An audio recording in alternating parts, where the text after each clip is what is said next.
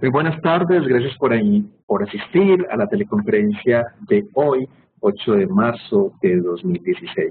En la tarde de hoy estamos gracias a Sabia Salud EPS y nos acompaña como facilitador en la tarde de hoy el enfermero auditor Francisco Franco Gil. Él va a estar como facilitador en la tarde de hoy con ustedes. Va a explicar el tema más o menos durante unos 40-45 minutos y finalizada esa explicación vamos a tener un espacio de preguntas. Ustedes tendrán la oportunidad de preguntar solamente a través del canal del área del chat cuando tengamos el espacio de las preguntas. Y Francisco, muy atento, muy amable, va a estar atento a cada una de sus preguntas, de sus comentarios para tratar de resolverlos. Sean todos muy bienvenidos y los dejo con Francisco Franco Gil. Francisco, bienvenido. Gracias, Alonso, y gracias a todos los asistentes por acompañarnos en esta tarde. Bueno, nuevamente recordarles que esta actividad hace parte de todo un proceso que estamos haciendo de capacitación en el marco de la estrategia de incentivos de la EPS Sabia Salud. El día de hoy les doy la bienvenida a todas las personas que nos están acompañando. También quiero resaltar la gran participación que hemos tenido en el foro académico, el cual ha sido muy expresivo, han tenido la oportunidad de dar sus opiniones libremente y en general me parece que la participación ha sido muy buena y también he podido aprender mucho de la forma de pensar de cada uno de ustedes. Esta noche ya haremos el cierre del foro. De las personas que no han participado, los invito a que por lo menos entren, conozcan las opiniones de sus compañeros y si quieren aportar también es tiempo de hacerlo. Y al final del día haremos un cierre ya del foro, el cual ya haremos unas conclusiones finales para terminar. Bueno, vamos a centrarnos en el tema del día de hoy. La gestión de los programas y de los servicios de obligatorio cumplimiento establecidos en la resolución 412 del 2000. Primero que todo tenemos que tener claro que las estrategias de incentivos de la EPS Sabia Salud están direccionadas a otorgar incentivos económicos por el cumplimiento de metas de cobertura y calidad en cuatro componentes: cardiovascular, que incluye hipertensión y diabetes, control prenatal, cáncer cervicouterino, y el cuarto componente, que es elegido por los municipios o por las IPS de acuerdo a sus prioridades, y puede estar entre el servicio de POP, servicios amigables, o la estrategia para la atención de las enfermedades prevalentes en la infancia. Entonces no vamos a perder en mente esto, como desde una gestión del servicio nosotros podemos organizarnos sistemáticamente para alcanzar las metas. Y está bien, vamos a alcanzar unas metas de cobertura y de calidad para otorgar un incentivo económico, pero lo más importante es que esta gestión nos puede servir a nosotros también para mejorar la calidad de la prestación de los servicios y lograr un impacto en materia de salud pública en nuestro territorio, que realmente eso es lo más importante. El objetivo que nos convoca hoy es reconocer la importancia de la gestión de la calidad para el cumplimiento de las metas en ejecución de actividades, intervenciones y procedimientos de detección temprana y protección específica, e igualmente apropiarse de los procesos básicos para la gestión de estos servicios. Como objetivos específicos tenemos reflexionar sobre la importancia de la gestión de calidad y el mejoramiento continuo. Esta fue una de las preguntas que abordamos en el foro. Reconocer los procesos básicos para la gestión de los servicios de protección específica y detección temprana y atención de las personas con enfermedades de interés en salud pública. Este objetivo también lo abordamos de manera general en el foro y ustedes fueron las personas que propusieron cómo nos podíamos organizar para hacer la gestión de los servicios. Y finalmente deseamos que apropiar elementos conceptuales que les permitan realizar la documentación, implementación, evaluación y mejora de los procesos básicos para la gestión de la atención. Específicamente queremos hacer un énfasis en caracterización de la población, gestión de las actividades, procedimientos e intervenciones de obligatorio cumplimiento y actividades para inducción de la demanda. Es una realidad que de pronto en la conferencia de hoy no logremos apropiarnos al 100% de estos conceptos, pero sí queremos que por lo menos tengan la oportunidad de hacer una aproximación. Igual la bibliografía de referencia y complementaria al título, a este módulo, la pueden leer y la pueden consultar para que amplíen estos conceptos. Bueno, empecemos por la pregunta de ¿qué es la gestión? Yo creo que gestionar es una pregunta que le hemos escuchado muchas veces en muchos contextos y especialmente en los últimos años en la parte de los servicios de salud. Nos han interrogado muchas veces cómo se hace la gestión, por qué gestionar, gestión por procesos, gestión del mejoramiento. Entonces lo primero es tener claro que el término gestión hace referencia a todas aquellas actividades que de forma integral asumen entidad, con el propósito de alcanzar los objetivos y metas previamente establecidos mediante un proceso de planeación. En este punto tenemos que resaltar varios elementos, o sea, la gestión es la sumatoria de una serie de actividades que se ejecutan integralmente. Pero esas actividades que se ejecutan integralmente, que si nos ponemos a reflexionar lo que hacemos a diario, todos los días estamos ejecutando actividades integralmente en pro de la atención de los usuarios, en pro del cumplimiento de metas, en pro de la salud pública. Acá lo importante es que estas actividades están organizadas de tal manera que están apuntando al cumplimiento de unos objetivos y metas previamente establecidos. Entonces miremos que ya acá tenemos un elemento. Antes de yo empezar a ejecutar las actividades, debo de pensar que hay que formular unos objetivos y unas metas. Y la forma como ejecute esas actividades integralmente es la que me va a llevar a alcanzar dichos objetivos y metas. Todo esto hace parte de un proceso de planeación. Este proceso también tenemos que entender que la gestión debe ser entendida como un proceso de toma de decisiones que al comprometer una serie de recursos pretende la consecución de unos objetivos, asumiendo los resultados que ellos generen. Acá, si bien se parece mucho a la anterior definición, lo que quería traer es que muchas veces, a pesar de que tengamos una serie de actividades, que comprometamos recursos, que estemos enfocados a un objetivo, algunas veces es posible que no alcancemos los resultados esperados. Y eso hace parte obviamente de la construcción del mejoramiento continuo. Si bien estamos planeando, estamos programando, estamos destinando recursos, es posible que los objetivos no se alcancen plenamente o satisfactoriamente en una institución. Finalmente, podemos decir que la gestión se interpreta como una cadena continua de acciones definidas en un proceso administrativo y representada por el ciclo Deming de la calidad o ciclo PHBA. Ya acá llegamos a un punto como más familiar para muchas personas y es el concepto PHBA o ciclo de mejoramiento continuo, el cual va a ser la estructura básica organizacional que proponen desde el modelo de sistema de gestión de calidad en Colombia por el Ministerio de Salud para organizar la gestión de los servicios. Ahora tendremos la oportunidad de profundizar un poco más en el ciclo de mejoramiento o ciclo de la calidad. El ciclo de la calidad busca hacer que se alcancen los objetivos propuestos, obtener los resultados esperados, optimizar recursos disponibles y mediante la autoevaluación y autocontrol, proponer acciones que permitan a la entidad el mejoramiento continuo.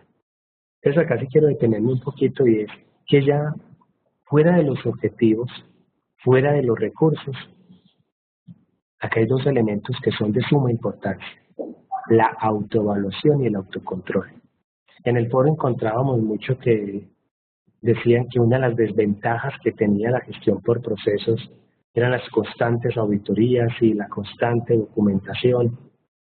Pero es importante entender, primero, que la gestión de la calidad, más que un proceso administrativo, debe de convertirse en un hábito, en una cultura organizacional más propiamente dicha, y que verdaderamente yo tendré empoderado el mejoramiento continuo del sistema de gestión de calidad cuando lleguemos al punto tal de que la autocrítica, la autoevaluación y el autocontrol hagan parte de nuestra rutina diaria.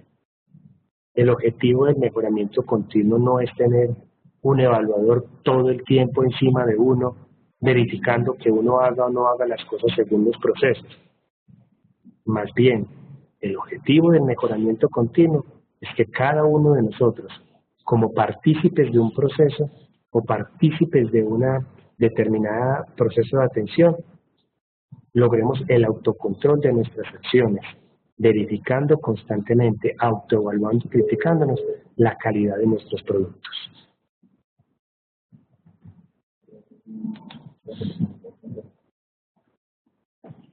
En el foro también hablábamos de por qué es importante la gestión, porque es importante romper con ese modelo tradicional que hemos tenido de que yo hago mi partecita y tú haces la tuya, pero muchas veces, como podemos ver en la gráfica, una parte hace su trabajo en el diseño, otra parte hace su trabajo durante la atención y otra parte hace su trabajo durante el proceso de facturación, por ejemplo.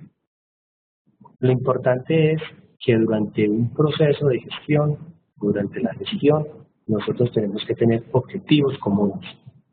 Todos los partícipes del proceso de atención, como se dice popularmente, desde el portero hasta el gerente, tienen que estar enfocados en el mismo sentido en alcanzar el objetivo, y más aún cuando hablamos de actividades de promoción de la salud y prevención de la enfermedad. Entonces vamos a encontrar que la gestión tiene importancia en la medida de que sirve o contribuye a que los procesos sean más eficientes. Entonces acá encontramos de que el hecho de que yo tenga procesos no me está garantizando que tenga gestión. Los procesos tienen que articularse de tal manera que se hagan eficientes. Ahí es cuando nosotros hablamos de gestión. Otra ventaja que tiene la gestión por procesos es reducir el número de reprocesos y desperdicios originados en la producción o en el procesamiento a través de la prevención y el autocontrol. Igualmente es importante para hacer un uso más eficiente del personal. Yo creo que esta es una de las preguntas, uno de los problemas que más constantemente nos trae dificultades a la hora de organizar un servicio de promoción de la salud y prevención de la enfermedad, y es cómo organizo mi personal, cómo organizo los recursos disponibles, los cuales son obviamente muy limitados, y es donde tenemos que ser muy sensatos a la hora de hacer la programación.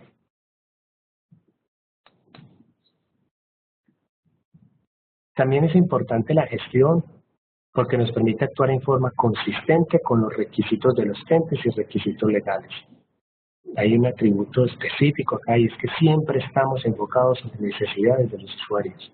Las necesidades de los usuarios están dadas por las condiciones de salud y obviamente por el mejoramiento en sus condiciones de vida, que debe ser nuestro objetivo específico cuando ejecutamos servicios de promoción de la salud y prevención de la enfermedad. Mejoramos la imagen de la empresa y crea más valor a los productos. Tenemos que ser competitivos cada día más. Las empresas, las IPS, tenemos que estar, desafortunada o afortunadamente estamos en un mundo de mercado donde tenemos que destacarnos por algo. Tenemos que ser competitivos, tenemos que garantizar el sostenimiento económico, pero también tenemos que garantizar que los usuarios crean y confíen en nosotros y se adhieran a los servicios que ofertamos. Finalmente podemos decir que mejora en forma continua la productividad y competitividad de la empresa. Bueno, pasemos ahora a otro concepto y entremos un poquitico más en detalle y hablemos ya de los procesos. ¿Cuál es la importancia de trabajar por procesos? Recordemos que los procesos se van a organizar sistemáticamente para lograr esa gestión que necesitamos. Entonces podemos decir que los procesos facilitan la orientación del cliente, los procesos mejoran la eficacia y eficiencia de todas las actividades, ayuda a estructurar las actividades de la organización y permiten mejorar el seguimiento y el control de los resultados obtenidos. Otra ventaja que vamos a tener con los procesos es que facilita la planificación, el establecimiento de los objetivos de mejora y la consecución de los mismos. Los procesos internos son los medios que dispone la institución para contribuir a la cadena de valores de los servicios que ofrecen los clientes. Otra ventaja que tenemos con los procesos está relacionada con los costos y los tiempos, porque hay una reducción de costos y tiempos debido a un uso eficaz de los recursos. Cuando yo trabajo con procesos, constantemente voy a tener resultados mejorados, coherentes y predecibles. Permite que las oportunidades de mejora estén centradas y priorizadas. Yo creo que en esta diapositiva vale la pena que nos detengamos un minuto y debemos de tener conciencia, sobre todo con el concepto de oportunidades de mejora. Todos los días nos dicen, documente un plan de mejora, haga un plan de mejora, y muchas veces el plan de mejora no pasa de la documentación. Las oportunidades de mejora son muchas y tenemos que aprender a hacer una priorización de las oportunidades de mejora. Tenemos que aprender a hacer una adecuada formulación de las intervenciones o las oportunidades de mejora. Y de la única manera que vamos a lograr corregir las desviaciones o alcanzar el cumplimiento de metas es mediante la adecuada documentación, implementación, seguimiento y cierre de planes de mejora. Ahora que entremos un poquitico en el PHBA, vamos a poder ver más detenidamente cómo se hace ese cierre del ciclo de mejoramiento. Bueno, vamos a pasar ya a centrarnos más en pensar en el servicio. Si yo me voy a trabajar en un servicio de promoción de la salud y prevención de la enfermedad, por ejemplo, voy a hacer la gestión de un servicio de cáncer cervicouterino, o más bien para la detección temprana del cáncer cervicouterino, debemos de pensar qué aspectos debemos de tener en cuenta para la gestión de ese servicio. Entonces acá estas eran las preguntas que teníamos en el foro y vamos a empezar a contextualizar. Lo primero que tenemos que tener muy claro nosotros, antes de empezar a ofertar un servicio, es tener un claro conocimiento de las características de la población. Empezando por variables tan sencillas de como edad y sexo. Si estoy hablando de servicio de cáncer cervicouterino, tengo que tener claro cuánta es mi población de 21 a 69 años. Tengo que tener muy claro también de esas mujeres cuántas pertenecen a grupos especiales, por ejemplo, que ya estén estereotipizadas, por ejemplo, que estén gestando, por ejemplo, que nunca hayan tenido vida sexual activa. También tendría que tener características de cuántas mujeres vienen ya haciéndose la citología anualmente, o como tradicionalmente lo maneja la resolución 412 del 2000 según el esquema 113. ¿A qué población pertenecen? Área rural, área urbana, nivel educativo, escolarizada, no escolarizada, etcétera. O sea, tenemos que tener las máximas características posibles de mi población, características demográficas, voy a tener que ubicarlas o hacer estrategias especiales para ubicarlas. Características de salud son muy importantes, antecedentes, por ejemplo, y características sociales que puedan estar influenciando. 2, debo de tener un conocimiento de las normas técnicas y guías de atención. No puedo pretender yo hacer una adecuada atención de la población para la detección temprana de cáncer cervicouterino o para el tratamiento de las alteraciones de la citología si el personal responsable no está empoderado con el contenido de las normas técnicas. De allí se va a derivar, primero, el establecer un proceso de capacitación interna, un proceso de reentrenamiento, si es el caso, en el conocimiento de las normas y guías. También podría pensar yo que podría tener ayudas como material didáctico o como guías de atención rápidas que el personal médico, el personal de enfermería durante el proceso de atención pueda consultar. Tercero, hay que programar actividades asignando los recursos. Entonces, cuando yo digo programar actividades, es que me tengo que poner una meta de ejecución, de citología, vaginal en el año, y tengo que programar eso, o bien sea por campañas, o por meses, o por trimestres, pero debo de programar cuántas tengo que ejecutar en el año, de acuerdo a la población que debo de cubrir. Debo de pensar en la accesibilidad al servicio, y acá inmediatamente tenemos que pensar en las características de mi población. ¿Cómo puedo facilitar yo la accesibilidad al servicio? ¿Cómo puedo garantizar la oportunidad y la puntualidad del mismo? Y muy importante, tener un trato humanizado que le brindemos a todos los usuarios. También tenemos que pensar en otros elementos cuando estoy formulando la prestación de un servicio. ¿Cuál es mi capacidad física instalada? Número de consultorios, equipos biométricos que debo utilizar. Debo de contar con bases para la información. Debo de tener horarios de atención acordes con las necesidades de los usuarios.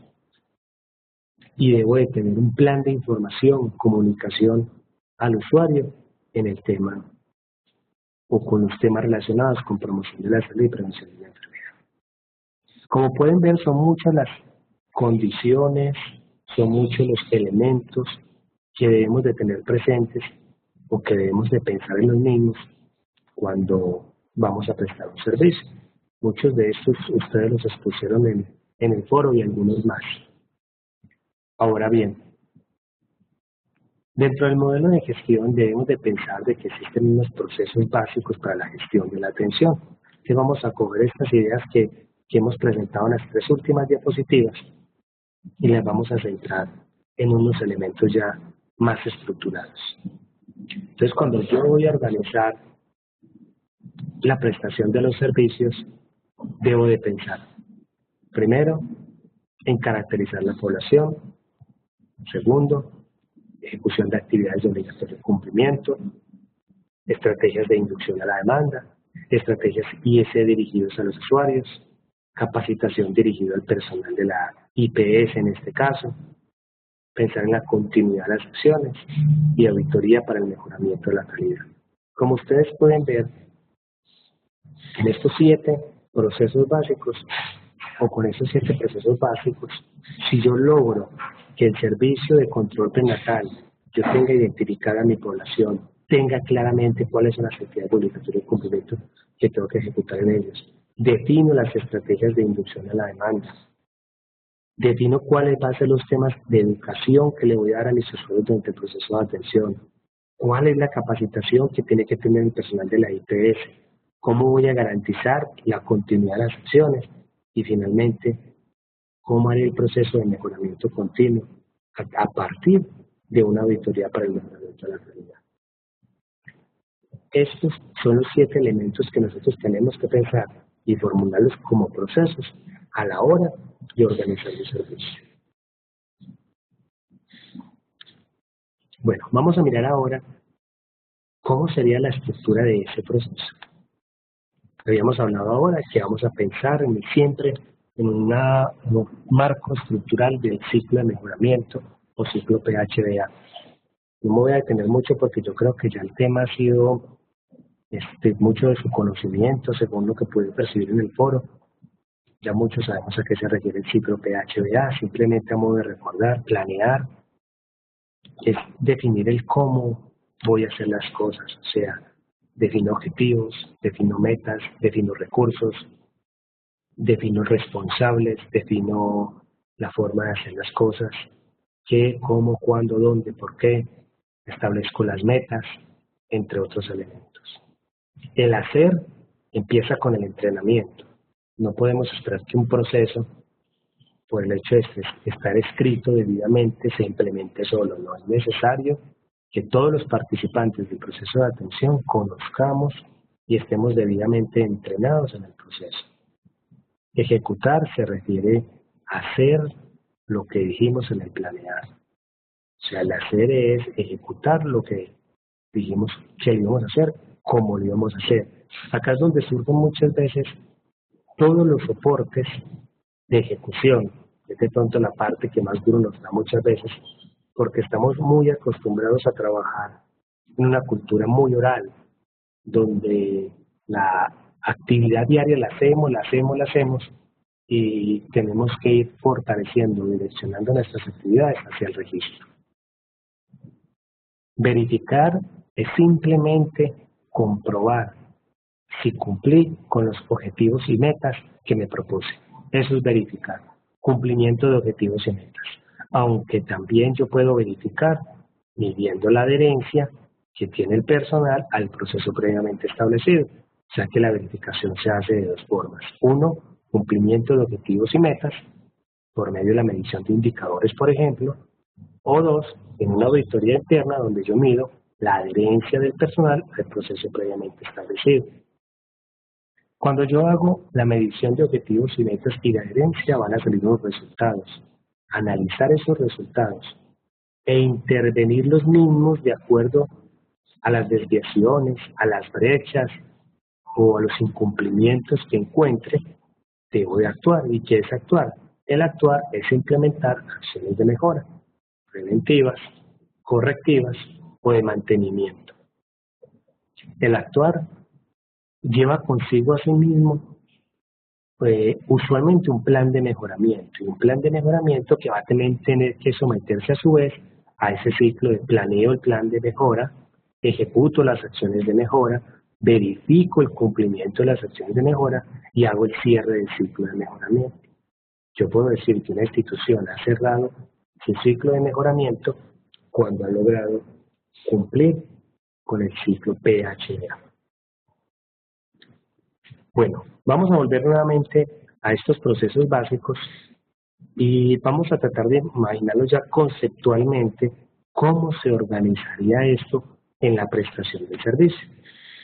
Entonces, en esta gráfica podemos ver cómo tenemos una población sujeto de atención que está pendiente para la atención, que debemos atender, que debemos de ofrecerle unos servicios de detección temprana y protección específica, y que esa población, a través de la atención, debemos lograr que ella tenga unas mejores condiciones de salud.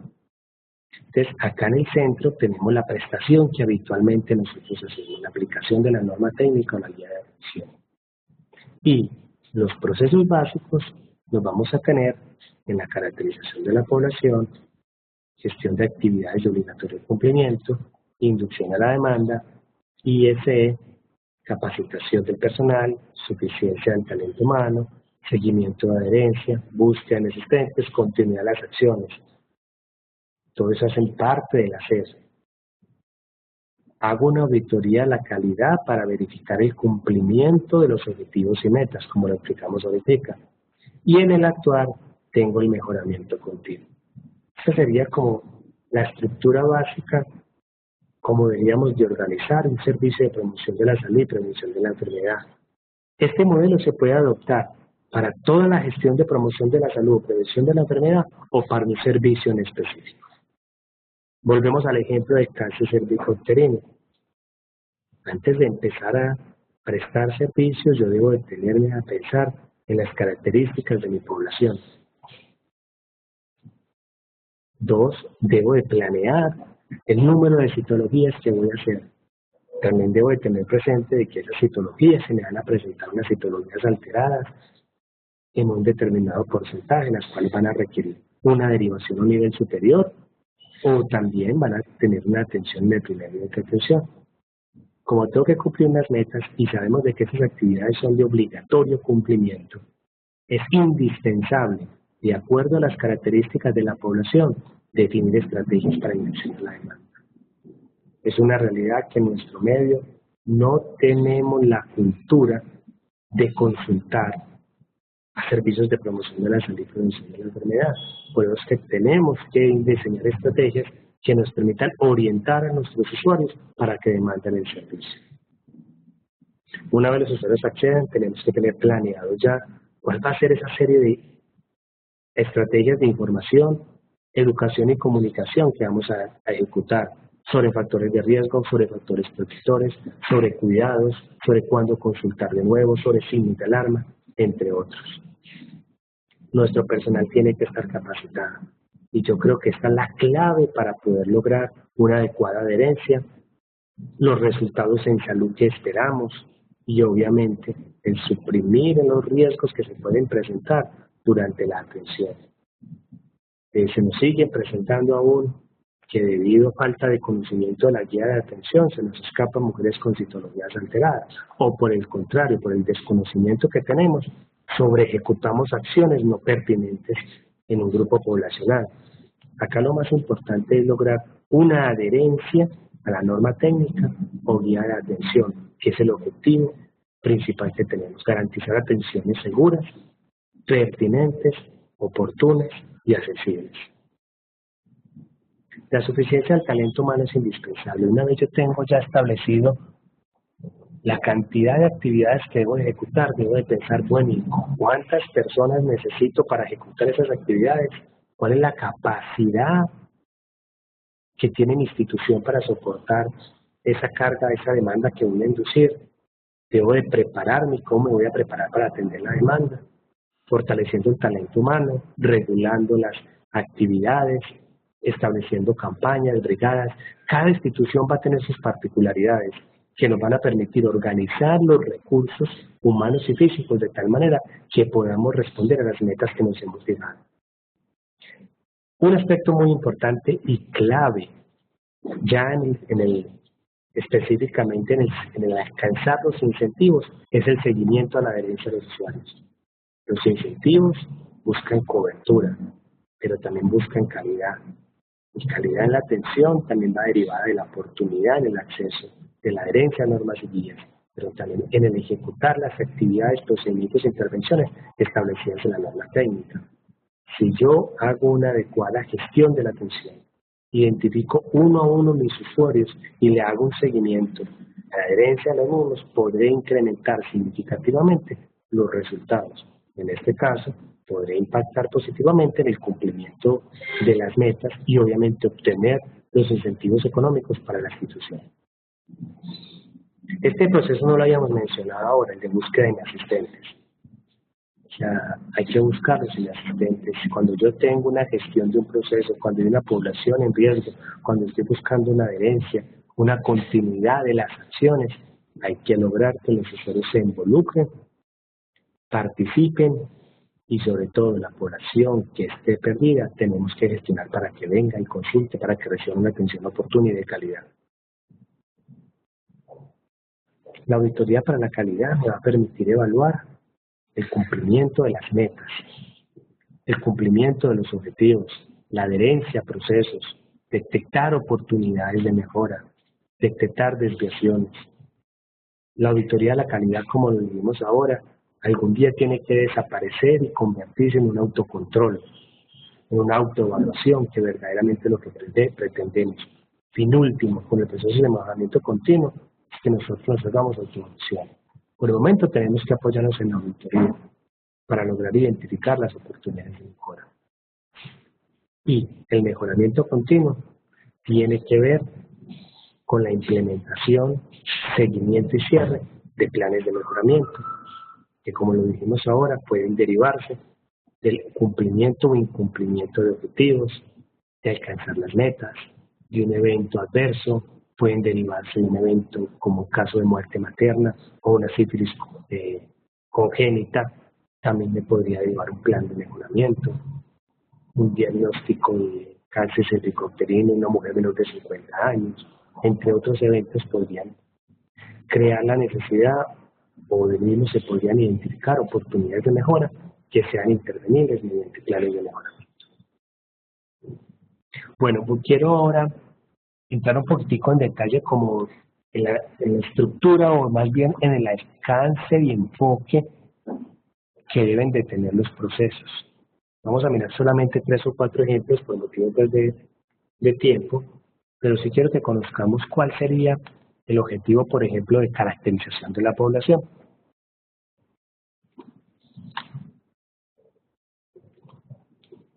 La caracterización de la población es la identificación y ubicación de los usuarios que asisten a los servicios, según los requerimientos del servicio o programa. Lo hemos mencionado ahora, Para hacer esa caracterización debemos de medir variables demográficas, contractuales, epidemiológicas, sociales, económicas, de estilos de vida, entre otras. Estas variables nos van a permitir identificar las necesidades de acceso, los riesgos de salud y otras características particulares de la población. Lo más importante, cuando yo tengo debidamente caracterizada la población, podré formular las estrategias de inducción de la demanda e intervención del riesgo. Acá es importante traer a colación de que la EPS Salud ya les entregó a ustedes una caracterización de la población gracias a la metodología que implementó el Ministerio de Salud y Protección Social en los 3 años anteriores. Se hizo todo un ejercicio para hacer la caracterización de la población y ya ustedes van a poder encontrar muchas de estas variables tabuladas y particularizadas para la población específica de cada municipio.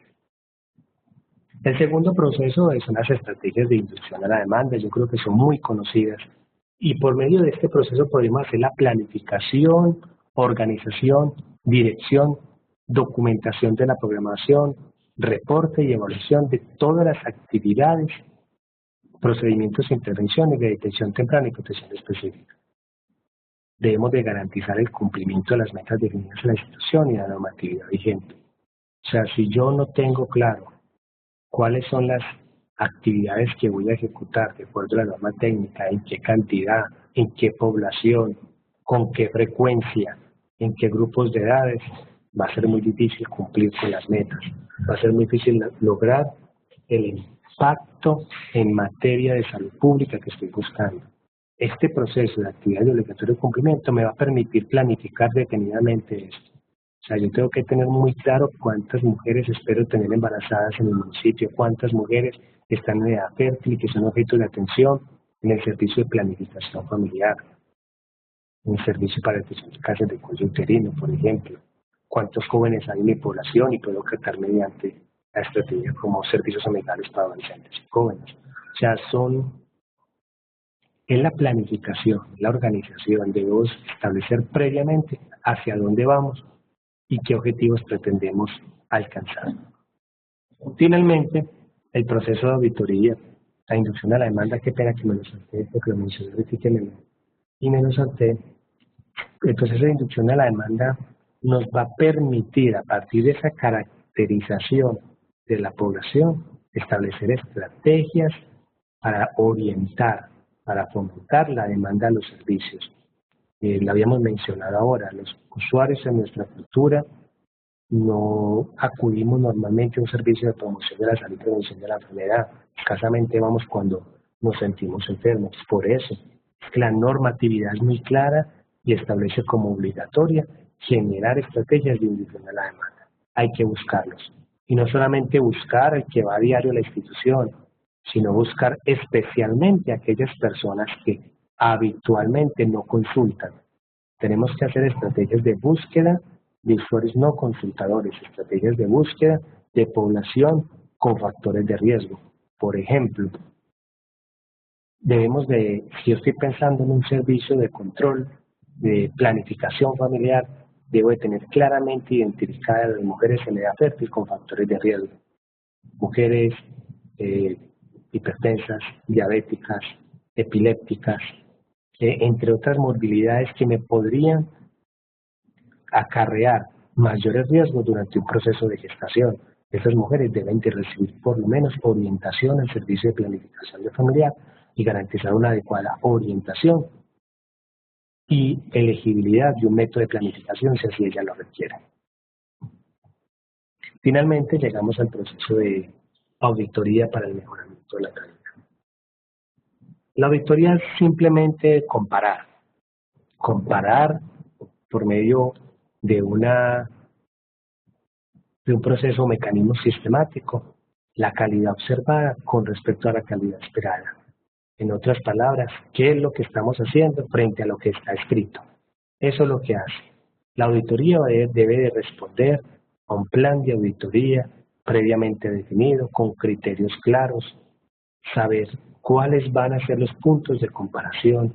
Usualmente los criterios de evaluación están definidos por la norma técnica o guía de atención, no son ajenos a nuestro conocimiento.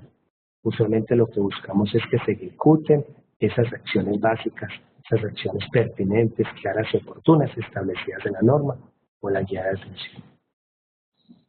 Ya habíamos dicho que desde el proceso de auditoría van a salir unos informes, pero obviamente esos informes lo que en verdad contienen son resultados a partir de los cuales se pueden derivar oportunidades de mejora, los cuales a su vez se traducen en planes de mejoramiento. Ok, vamos a mirar finalmente en la presentación del día de hoy cuál sería esa estructura básica para cada uno de los procesos. Entonces siempre decimos, bueno, vamos a documentar el proceso en la P. ¿Qué debo de hacer en la P?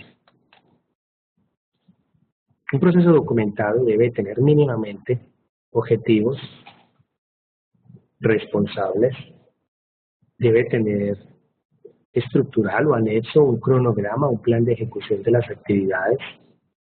Este cronograma de ejecución debe de llegar al detalle de explicarme cómo voy a ejecutar cada norma o guía de atención. Debe tener indicadores relacionados con metas. Estos indicadores a la vez se están derivando de los objetivos que me propuse para el proceso. Y de acuerdo al sistema de gestión de calidad que tenga la institución, puede tener o no puntos de control. Un proceso también tiene que tener soportes de ejecución del mismo. Usualmente y normativamente los soportes de ejecución son los consignados en la historia clínica.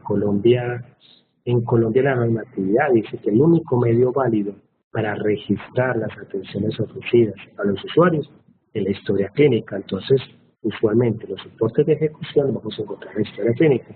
Obviamente podemos encontrar otros soportes de ejecución, por ejemplo, cuando hacemos actividades educativas grupales, como el listado de asistencia, o los registros fotográficos.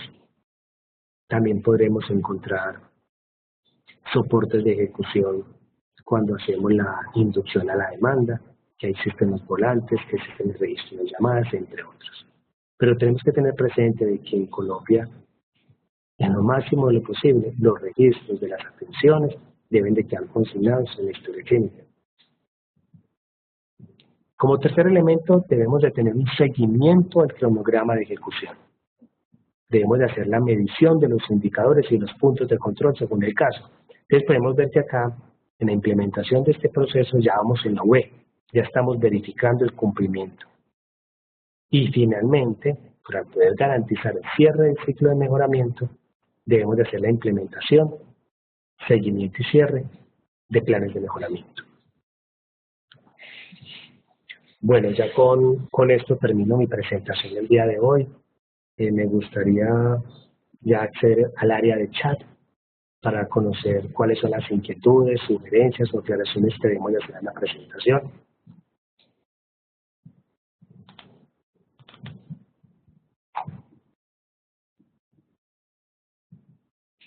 Entonces estaré atento a lo que quieran preguntar o cuestionarme, lo que deseen que pueda ser aclarado.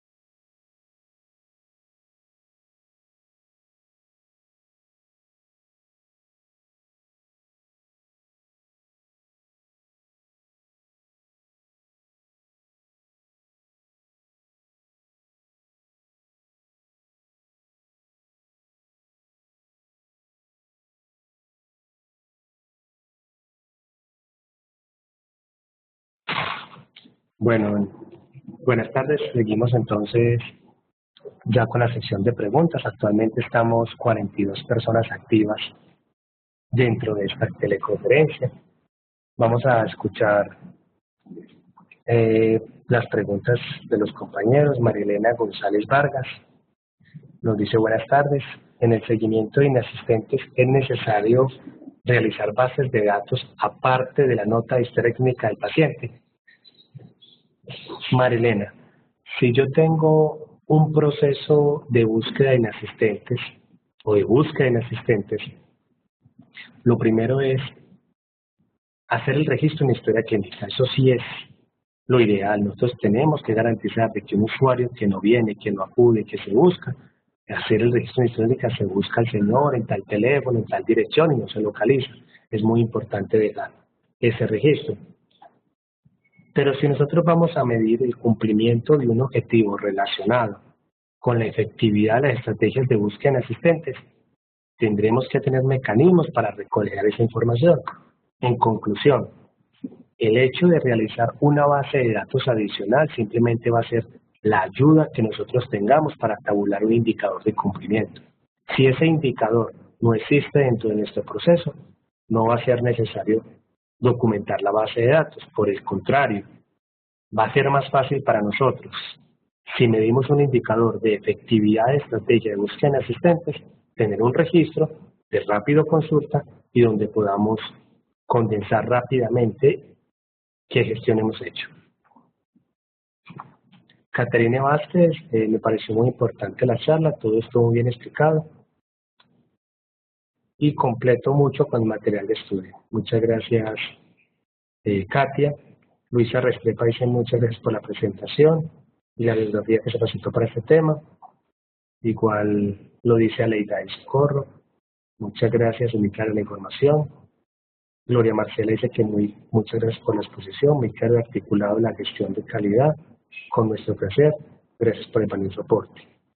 Víctor dice: Víctor Andrés Sánchez, buenas tardes. Me gustaría saber cuál es la ley que da directrices de auditoría de historia clínica. Es una resolución, la resolución 1995 de 1999, donde se establece como obligatorio y como único medio de registro la historia clínica en Colombia. Víctor, si de pronto no la encuentras, me puedes escribir al correo asesoría y asistencia 2nacer@uda.edu.co para que yo te pueda mandar la resolución para que la puedas consultar dentro.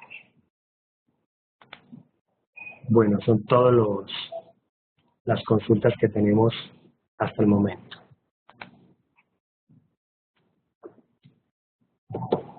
Listo, Víctor Andrés parece que le quedó claro, que ya responde que gracias. Resolución 1995 de 1999. Dani Luz Peña, me pregunta. Primero leo Marta Cecilia Espina. ¿Qué fuentes utiliza una IPS para caracterizar la población? Marta Cecilia, lo primero es que lo ideal es que sea la IPS la que nos entregue la caracterización de la población. Eso es lo que está establecido según los lineamientos del Ministerio de Salud y Protección Social. Especialmente nos estableció en la resolución 1536, que es donde se establece la implementación de la caracterización. No obstante, en caso de que no contamos con esa caracterización o queramos incluir en la misma variables que no nos provee la EPS, podemos consultar a la información consignada de historia clínica, podemos consignar a los registros del RIPS. Una fuente muy importante que está en todos los municipios es la información de la ficha de clasificación del SISBEN. Entonces podemos tener varias fuentes de información que nos pueden servir para obtener variables importantes. ¿Qué es lo importante a la hora de definir qué variables voy a monitorear yo en una caracterización? Marta Cecilia, es pensar que esas variables sean pertinentes. No miramos variables por medir, miramos variables que nos vayan a aportar información para la toma de decisiones, porque muchas veces tenemos tantas variables que no utilizamos y por eso es que se nos hace tan engorroso el proceso. Hay que seleccionarlas y periódicamente evaluar la pertinencia de las mismas. Te invito, Marta Cecilia, que en la bibliografía anexa, que es el Manual de Gestión de Servicios de Promoción de la Salud y Prevención de la Enfermedad, en el módulo de caracterización de la población ponemos amplios ejemplos de fuentes de información y de variables que se pueden utilizar. Daniel Luz Peña dice, ¿cómo podemos priorizar los indicadores? ¿Con una institución puede priorizar los indicadores o qué criterios podemos basar para priorizarlos? Dani, esta pregunta es muy sensible y en muchas partes se tiene este problema. Dependiendo del nivel de madurez de la institución, yo priorizo. Una institución que tenga poco nivel de maduración, se van a encontrar con muchos indicadores de proceso. Muchos indicadores de proceso. Entonces lo que tenemos que hacer nosotros es, primero, garantizar de que los indicadores de proceso estén midiendo lo que queremos medir, sean sensibles a lo que queremos medir. Y lo más importante, que me apunten al cumplimiento del objetivo y las metas que tengo en el proceso. Así podemos priorizarlo. ¿Qué indicador me está apuntando al objetivo y meta? 2, estructura. Los indicadores de estructura son más importantes que los de proceso. Y 3, indicadores de resultado. La institución siempre va a tener un plan estratégico, una plataforma estratégica, unos objetivos en salud pública. Esos son los indicadores que yo voy a apuntarle a los de resultado. ¿Cuál es el asunto? Que cuando una institución es muy inmadura, en la implementación de un sistema de gestión de calidad, medir indicadores de resultado no va a ser muy útil, porque son tantos los problemas, o más bien son tantas las oportunidades de mejora que tienen en la base, que va a ser muy difícil obtener un resultado que me permita tomar decisiones. Entonces, si yo tengo un nivel de implementación de un sistema de gestión de calidad incipiente, empecemos por implementar indicadores de proceso. Eso es lo más importante. Procesos documentados, personal capacitado, recursos definidos, entre otros. Correcto. O sea, Daniel, no es fácil yo decir cuál va a ser el indicador que voy a priorizar acá. Y hay que analizar las condiciones específicas de la institución para poder tomar esa decisión. Pero lo más importante, debemos de pensar que el indicador sea útil para tomar decisiones, sea útil para medir el resultado que estoy esperando. Ese es el primer criterio que tenemos que tener. Espero que te haya quedado claro, Daniel Luz Peña. Saludos por su cumpleaños. La recordamos mucho y un abrazo. Bueno, no sé si alguien más tiene alguna pregunta.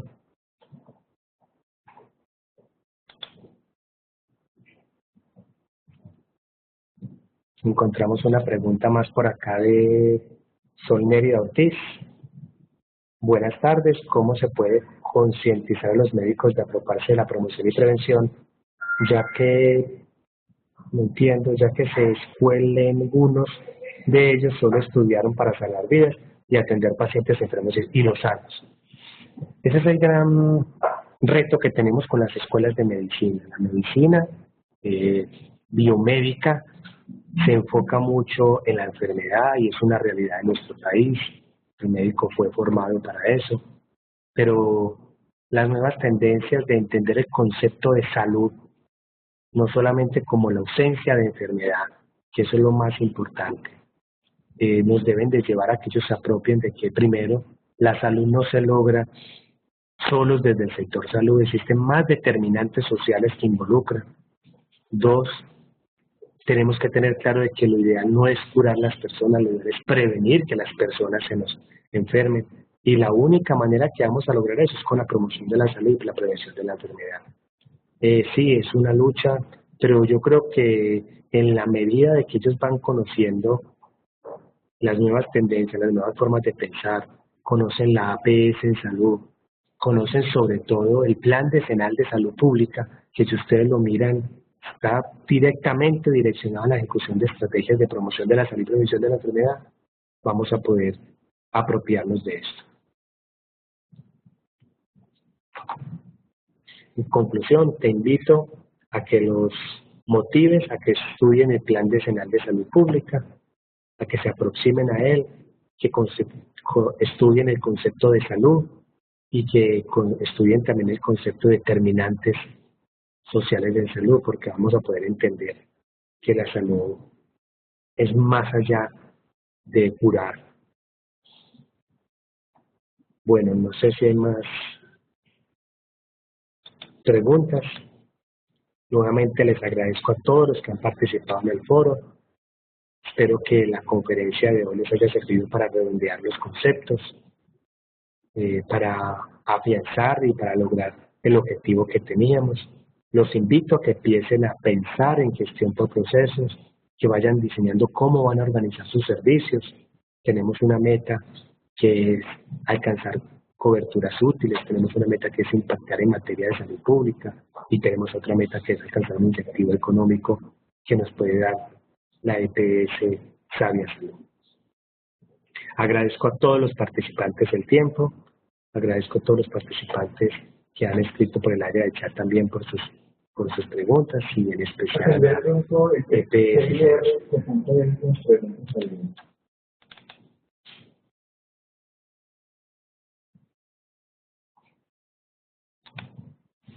Bueno, no encuentro más preguntas en el momento. Bueno, por acá sí encontré unas en el PQR. Leticia Jaimes, la función principal del profesor de enfermería es de coordinar. Leticia, el rol de enfermería. Primero que todo, vamos al asunto, el rol de enfermería. El objeto de la enfermería es el cuidado. En eso no hay discusión. Pero dentro de los roles del profesional de enfermería, sí está el de brindar cuidado, como está el de educar, como está el de coordinar, como está el de ser líder.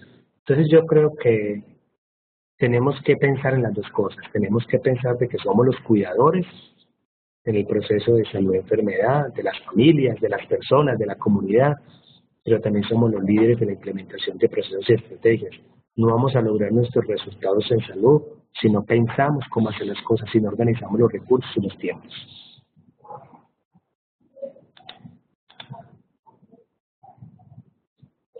Bueno, no encuentro más preguntas por acá.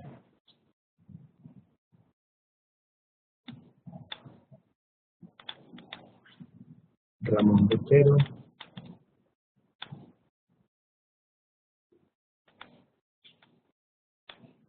Bueno, entonces no siendo más, les agradezco mucho su tiempo. Damos terminada la teleconferencia el día de hoy. Yo creo que con esto ya podemos cerrar nuestra actividad. Les agradezco mucho su participación de nuevo y su tiempo. Milena Luber dice: feliz día de la mujer a todas las compañeras y Dios las bendiga. Gracias, Milena, por tu aporte. Muchos saludos a todas las mujeres en este día. Bueno, los dejo ya. Una feliz tarde a todos y muchas gracias.